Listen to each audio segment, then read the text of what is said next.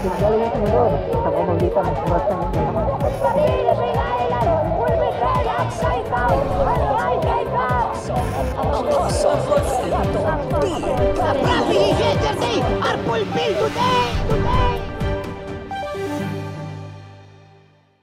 Mga minamahal, marami ang nagsasabing walang perpektong pamilya. Ngunit maaari natin itong maranasan at makamtan. Alamin kung paano sa makalangit na balitang ito. Ang pamilya ay napakahalaga sa bawat individual at hindi maikakaila ang kahalagahan nito bilang pundasyong nagbibigay ng lakas, suporta at direksyon sa bawat isa. Itinuturing na isa sa mga pangunahing sandigan ang pamilya, lalo na sa panahon ng krisis, pagsubok, kalungkutan o kabiguan. Ang pamilya ang madalas na nagiging kanlungan. Kaya naman, mahalaga ang pagkakaroon ng pamilyang punong-puno ng pag-ibig at mayroong pagkakaisa sapagkat mas madaling malalagpasan ang anumang suliranin ng bawat miyembro nito. Ang bawat miyembro ng pamilya ay mayroong responsibilidad sa bawat isa. Ano nga ba ito? Pakinggan ang mahalagang pahayag ng Apostol ng Diyos, Apostol Renato D. Carillo patungkol sa kahalagahan ng pamilya at kung ano nga ba ang responsibilidad ng anak sa magulang at ng magulang sa kanilang anak. Mahalaga sa Diyos ang pamilya. Napakahalaga. Ang goal ni Satan ay hindi lang si Eve, but God's family. Dahil nung si Eve po ay nagsimulang sumuway kasama si Adan. At apektado po yung mga anak nila.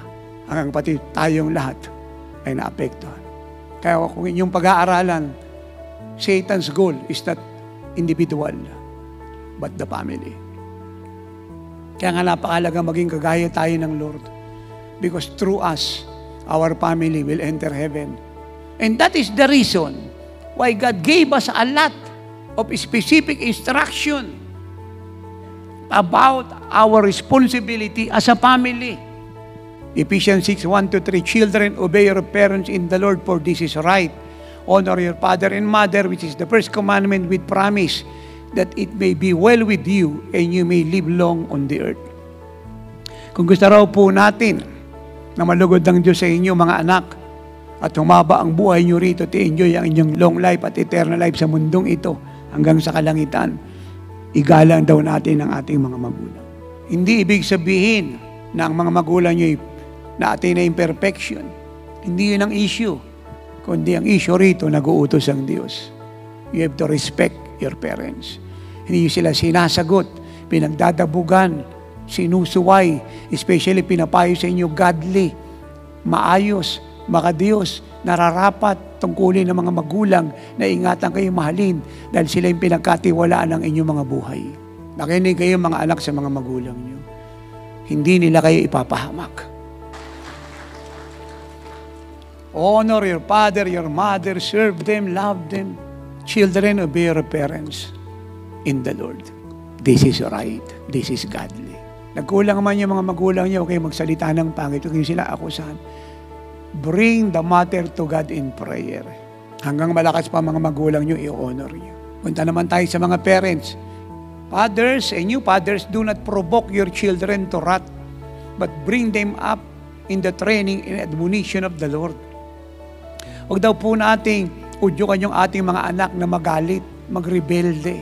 So, paano po nangyayari yun?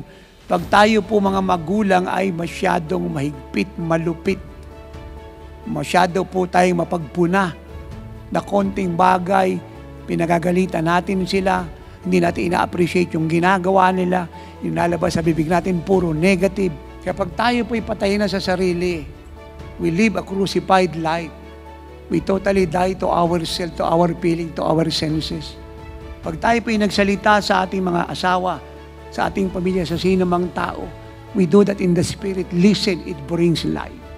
Ganyang kahalaga na maunawaan yung nakaugat kayo kay Jesus, nakatanim kayo sa Kanya. At ang kalikasan nyo, katauhan, pagkatao, kabuuan ay Siya. Ang bawat pamilya ay dapat may matibay na pundasyon at ito ay ang pag-ibig ng ating Panginoong Hesukristo.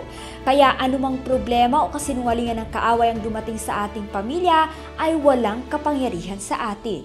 Kaya naman kung matibay na pamilya ang hanap mo, dapat ito ay naitatag at nakaugat kay Kristo. Ito si Glyza Bariso para sa Victorious News. Walang kinikilingan, walang halong kasinungalingan, pawang kaligtasan lamang.